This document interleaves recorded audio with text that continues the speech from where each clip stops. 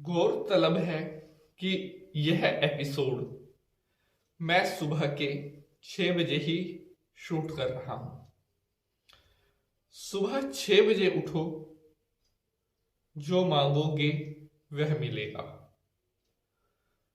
हमें बहुत कुछ हमारी प्रकृति से मिलता है, अर्थात परमात्मा से, भगवान से जो हमें मिलता है वो बेस्ट होता है।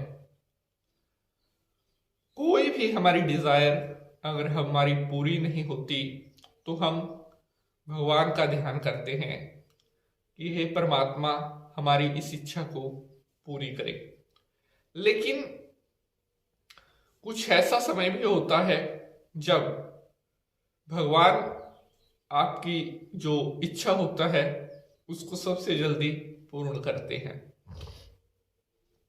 ब्रह्म मुहूर्त के बारे में इससे पहले भी मैंने आपको बताया है कि उठने के क्या लाभ होते हैं, क्या रिजल्ट मिलते हैं। लेकिन 6 बजे का मैंने आपको पहले नहीं बताया शायद, कि सुबह 6 बजे उठने पर किस तरह से आपकी डिजायर पूरी होती है।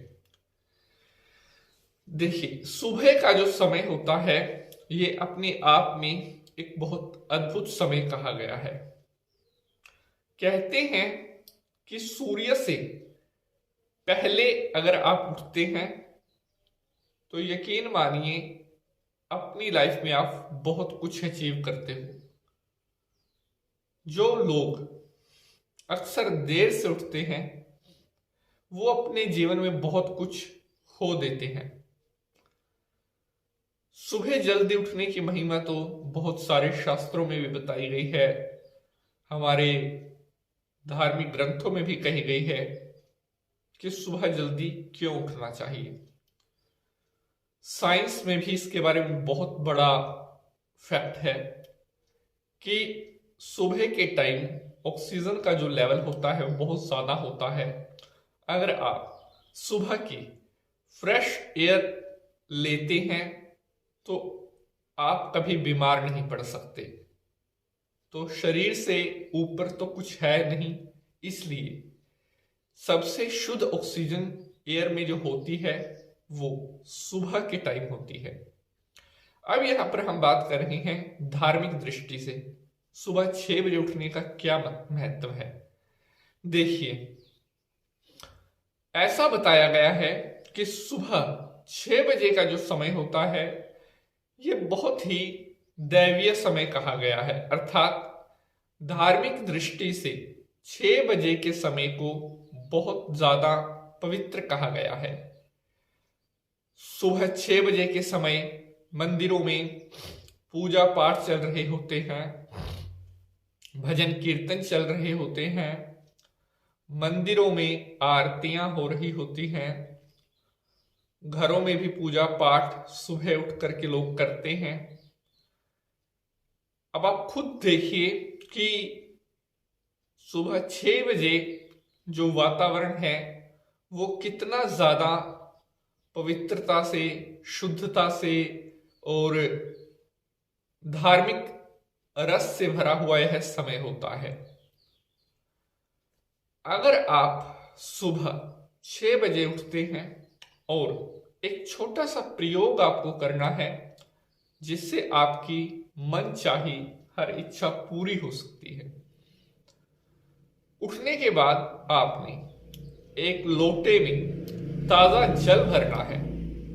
ताजा जल भरकर अपने राइट हैंड में इसको रखें 5 मिनट तक, और आपकी जो डिजायर है, जो आपकी इच्छा है, उसका भी 5 मिनट तक अपने मन में ख्याल करें।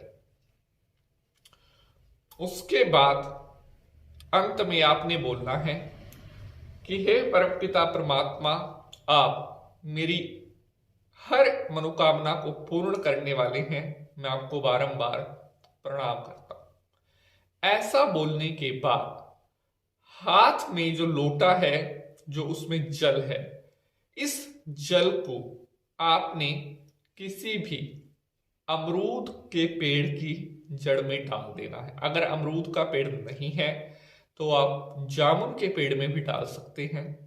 अगर जामुन का पेड़ भी नहीं है तो आप अन्य अगर कोई फलदार पेड़ है जिस पर फल लगता हो उसकी जड़ में इस जल को डाल सकते हैं, लेकिन डालना जो है वो फल वाले वृक्ष की जड़ में ही इस जल को डालना है, अन्य किसी वृक्ष में इसको नहीं डालना है। बहुत सारे भक्तों के कमेंट आएंगे क्या पीपल में, नीम में? नहीं, केवल फलदार जो वृक्ष है वहीं पर इस जल को विसर्जित करना है। इस प्रक्रिया को कितने दिन करना है? लगातार 21 दिन तो इसको कंटिन्यू करना है। अगर लंबे समय तक आप इसको कंटिन्यू कर सकते हैं तो वह आपके लिए ही बहुत ज्यादा बेनिफिट रहेगा। यकीन मानिए इतना जबरदस्त प्रयोग मैंने आपको बताया है। जय माता की।